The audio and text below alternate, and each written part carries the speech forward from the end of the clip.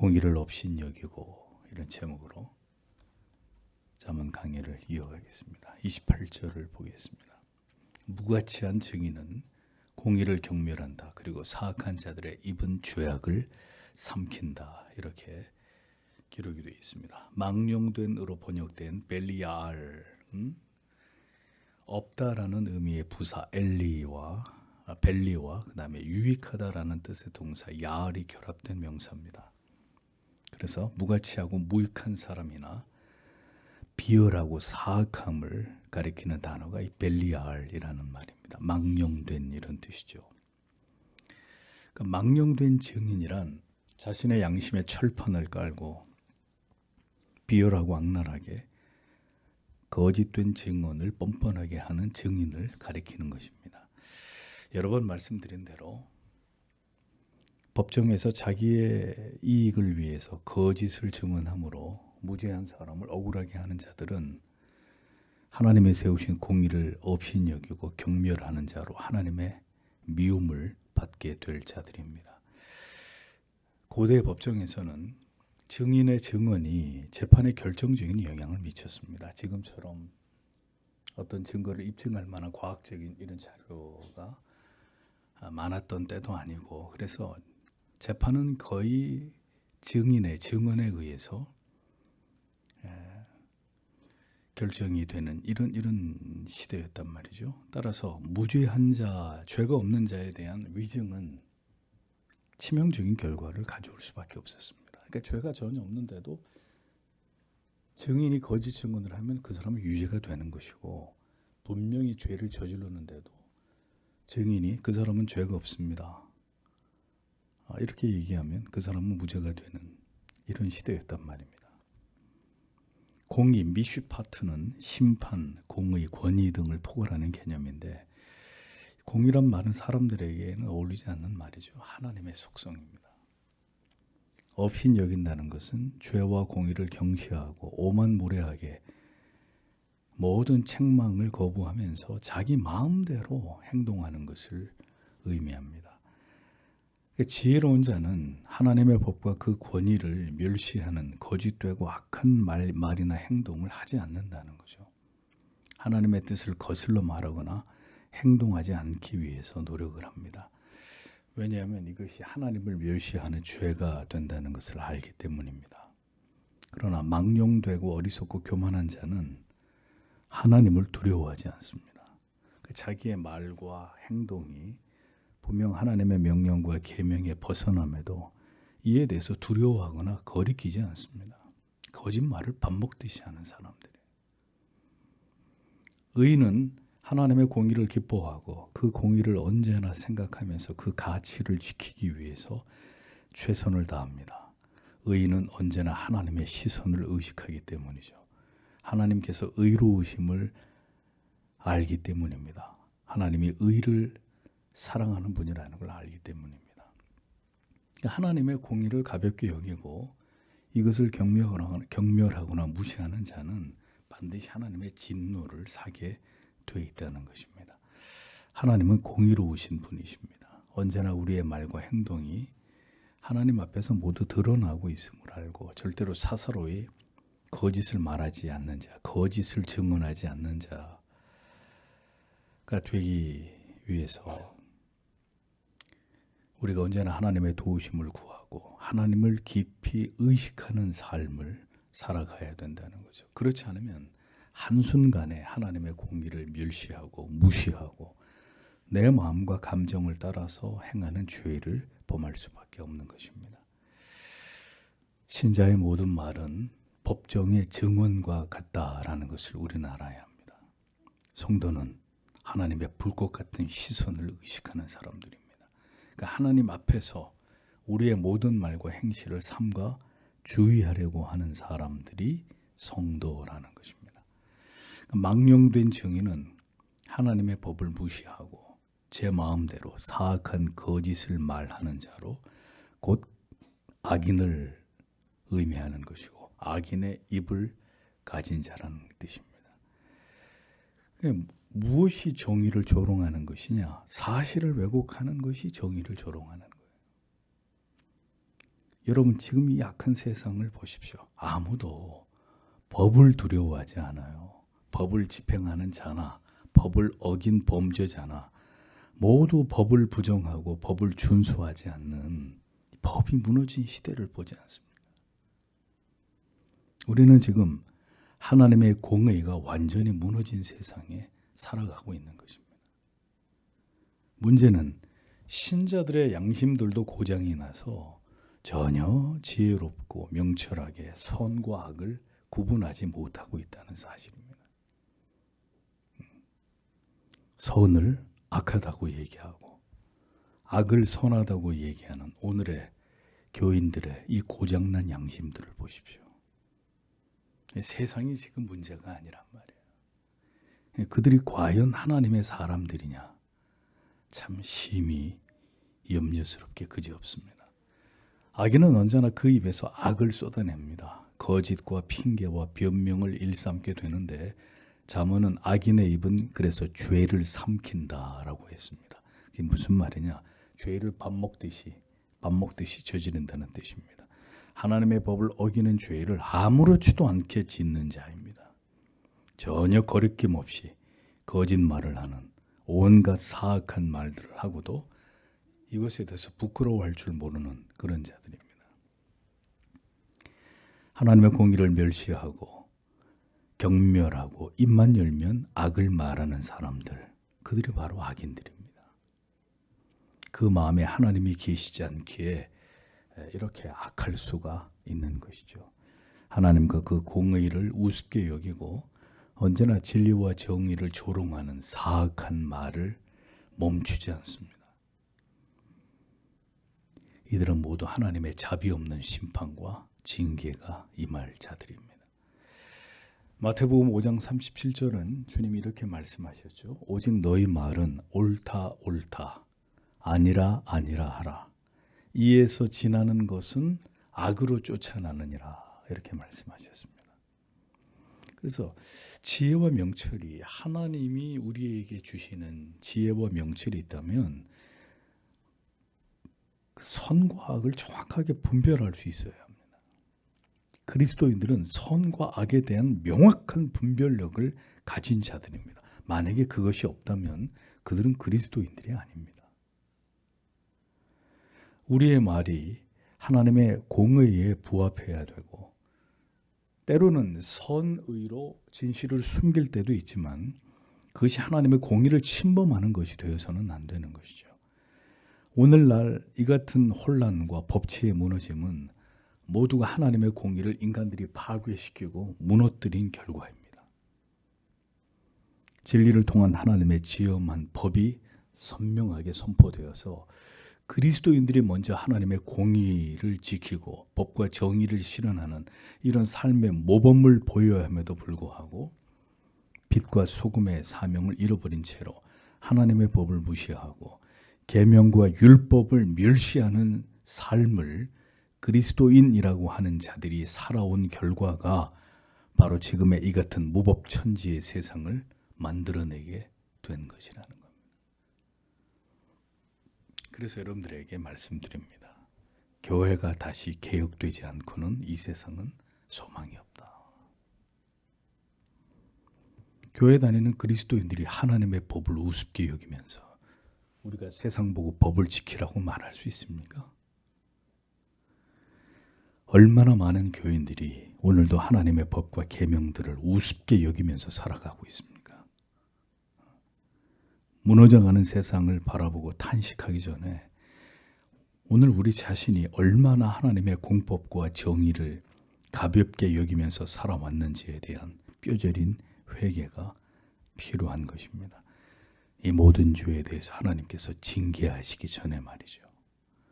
29절을 보겠습니다. 경멸하는 자들을 위하여 심판들이 그리고 어리석은 자들의 등을 위하여 매질들이 예비되었다. 이렇게 기록이 되어 있습니다. 자, 하나님과 하나님의 공의를 두려워하지 않는 자들에게 어떤 대가가 주어지느냐 이어지는 잠언이 말씀합니다. 거짓으로 공의를 조롱하는 거만한 위증자들에 대해서 어리석은 자들에 대해서 하나님은 심판과 채찍을 예비하신다. 이렇게 말씀하고 있습니다. 여기서 심판으로 번역된 히브리어 쉐파팀 이 단어는 하나님의 공의를 만족시키기 위한 악에 대한 징벌을 뜻합니다. 예, 하나님의 공의는 죄를 지은 자에게 벌을 주고 선을 행한 자에게 상을 주는 것입니다. 그러니 하나님의 공의를 충족시켜야 되기 때문에 악에 대한 징벌이 가해지는데 그게 뭐냐? 하나님의 심판이라는 거예요. 이 심판은 회복의 성격이 아닙니다. 교정의 의미가 아닙니다. 악인에 대한 처절한 응징, 징벌을 가리키는 것입니다. 공의를 우습게 여긴 악인들은 그 악인들을 향한 하나님의 공의는 반드시 그들에게 징벌이 이루어진다라는 것입니다. 거만한 자라 그랬어요. 어떤 자가 거만한 자입니까? 거만하다라는 이 번역의 원어적 의미는 경멸하다라는 거죠. 누가 뭘 경멸한다는 뜻입니까? 죄인들이 지엄한 심판의 불로 모두 소멸될 악인들이 하나님의 법을 우습게 여기고 죄와 심판이 따르는 하나님의 공의를 전혀 두려워하지 않는 것을 가리키는 거예요. 하나님을 전혀 두려워하지 않고 온갖 악을 저지르고 있는, 하나님을 경멸하면서 이 세상에서 온갖 악을 저지르고 있는 자들을 가리키는 것입니다. 이런 거만한 자들은 하나님보다 인간 자신을 더 중요하게 여기는 자들입니다. 그래서 하나님을 두려워하지 않는 가운데 마음대로 죄를 저지르는, 죄에 대한 개념 자체도 없어요. 내가 죄를 저지르고 있으면서 악을 행하고 있으면서도 이게 죄다 악이다 이런 생각 자체가 없는 사람들입니다. 그들은 그렇게 행하는 것에 대해서 전혀 거리낄 것이 없는 사람들입니다. 악을 행하기에 담대한 자들입니다. 여러분, 의인들도 죄를 짓습니다. 죄에 넘어집니다. 그러나 의인은 빨리 일어나서 자기 자리로 돌아옵니다. 회개를 하고 돌아옵니다. 자기의 자리로 돌아온다고요. 그러나 미련하고 어리석은 자들은 그 악을 무한 반복합니다. 그 악에 아예 눌러 앉아 있습니다. 자, 그런 자들에게 뭐가 임하느냐? 하나님의 심판이 임한다라는 겁니다. 피할 수 없는 하나님의 두려운 징벌이 임하게 된다. 이어지는 어리석은 자는 채찍이 그의 등을 위해 예비되어 있다. 이렇게 말씀합니다. 그러니까 거만한 자들은 그리스도인들이 아니에요. 그런데 어리석은 자는 그리스도인일 수 있어요. 자, 패역하고 강팍해서 자기의 어리석음을, 불순종과 죄를 깨닫지 못하고 계속 악을 반복하게 되면 하나님은 그런 자에게 심판을 행하시지만 우리가 하나님의 자녀가 되었어도 어리석고 미련해서 여전히 우리의 죄성을 가지고 우리가 무지해서 어리석은 길로 행하게 될 때 하나님은 그런 하나님의 자녀들을 어떻게 하시느냐? 채찍으로 다스리신다라고 성경이 말씀하고 있는 겁니다. 채찍이라고 번역된 히브리어 마할룸마, 이것은 어리석은 자를 징계할 때 사용하는 매질을 가리킵니다. 그토록 진리의 말씀으로 신자가 걸어가야 할 믿음의 길에 대해서 가르치고 경고해 주었어도 끝내 어리석은 길로 행하게 되는 자에게는 하나님이 오래 그에 대해서 참고 기다리시다가 어떻게 하느냐? 마침내 채찍으로 그를 쳐서라도 돌아오게 만든다 이겁니다. 잠언 26장 3절은 말에게는 채찍이요 나귀에게는 자갈이요 미련한 자의 등에는 막대기니라 이렇게 말씀하고 있습니다.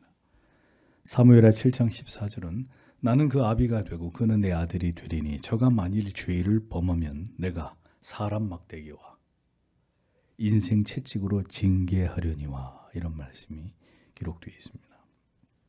하나님은 우리의 무지함과 어리석음과 이 미련함을 아십니다. 인생이 결코 하나님의 은혜로 연단되고 고난을 통해서 단련되지 않으면 전적으로 타락하고 부패하고 무능하고 무지한 우리는 절대로 스스로 하나님의 뜻에 순종하고 올바른 믿음의 길을 갈 수 없다는 사실을 하나님은 분명히 알고 계십니다. 그러하기에 하나님께서는 우리에게 거듭 진리를 통해서 깨닫게 하시지만 우리가 그것을 무지하고 고집스러워서 알아듣지 못하고 결국 죄악의 길로 행한단 말입니다. 그러면 하나님이 그것을 허용하십니다. 계속 말씀을 통해서 가로막고 그렇게 하지 못하도록 하나님이 제지하시지만 고집스럽게 그 길로 간단 말이죠. 허용하신단 말입니다. 악인은 유기된 자들은 그들의 어리석고 패역한 길로 행할 때 거짓과 불의로 악을 행하면서 하나님의 공의를 비웃고 조롱할 때 하나님은 그들을 버려두고 마지막 날에 그것에 대해서 심판하시지만 하나님의 자녀들의 어리석음과 무지함에 대해서는 하나님이 이것을 계속 간구하시지 않아요. 채찍과 막대기로 우리를 징계하십니다. 그 징계의 도구를 보십시오. 사람 막대기, 인생 채찍이다. 이렇게 사무엘하 7장에서 말씀을 하고 있습니다.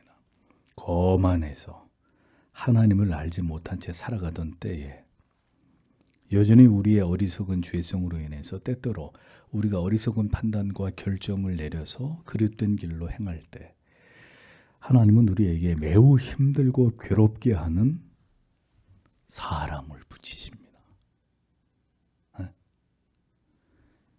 여러분 살면서 제일 힘든 게 뭐 때문이죠? 여러 가지 우리를 힘들게 하는 것 중에 제일 힘든 게 뭐냐? 사람이 우리를 힘들게 하는 거예요.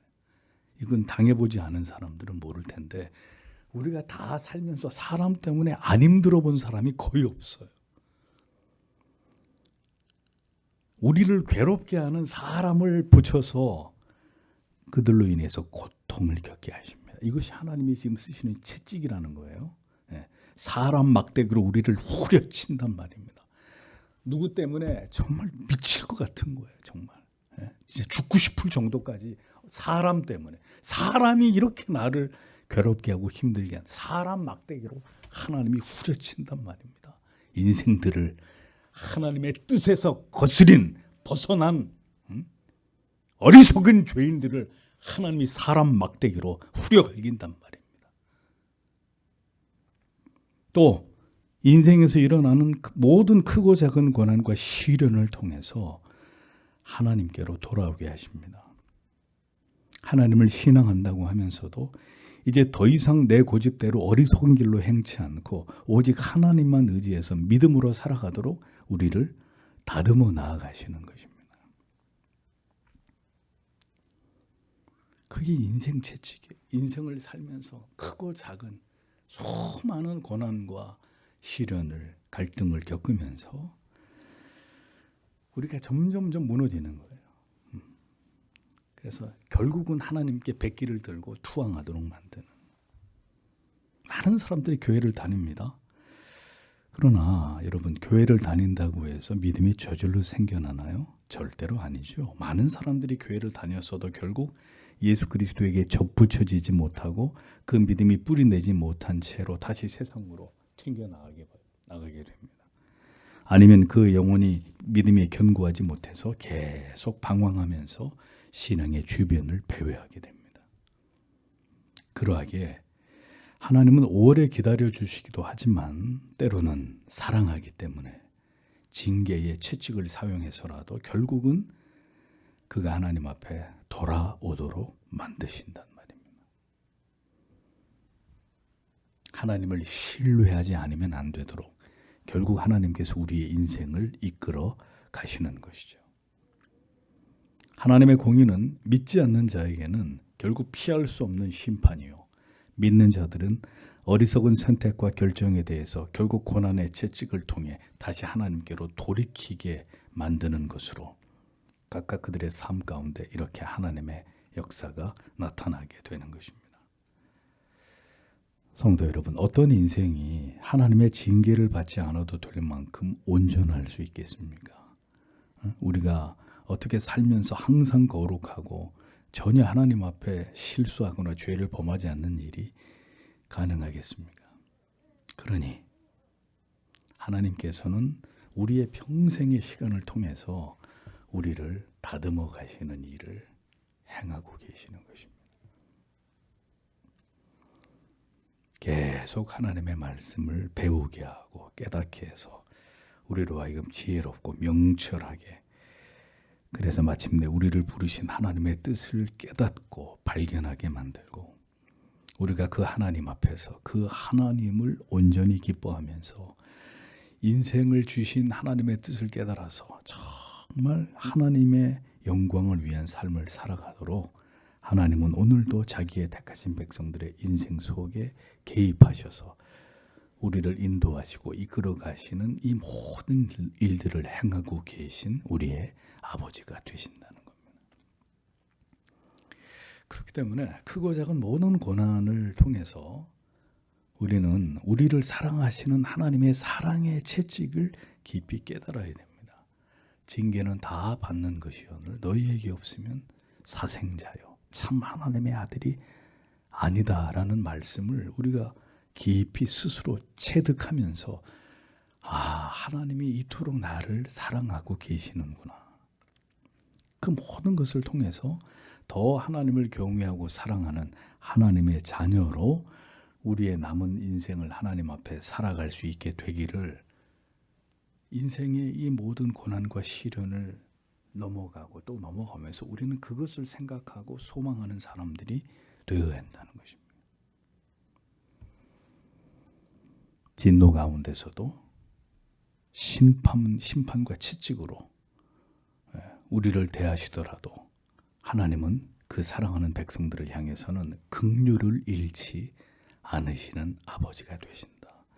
결국 돌이켜 하나님께로 돌아오게 하시려고 하는 이 모든 고통을 또 다른 이름의 사랑으로 오늘도 우리에게 그렇게 행하고 계신다는 것을 우리는 기억하고 우리 인생을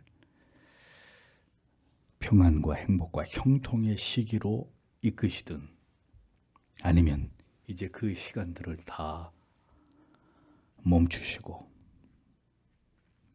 진노와 채찍과 징계로 우리에게 시련을 고난을 주시든 그 모든 날들을 통해서 우리가 더 하나님께로 가까이 나아가며 더 하나님만을 사랑하는 하나님만을 절대적으로 신뢰하는 하나님의 자녀들이 되게 하여 주옵소서라고 우리는 오늘도 간절히 기도해야 된다고 생각합니다.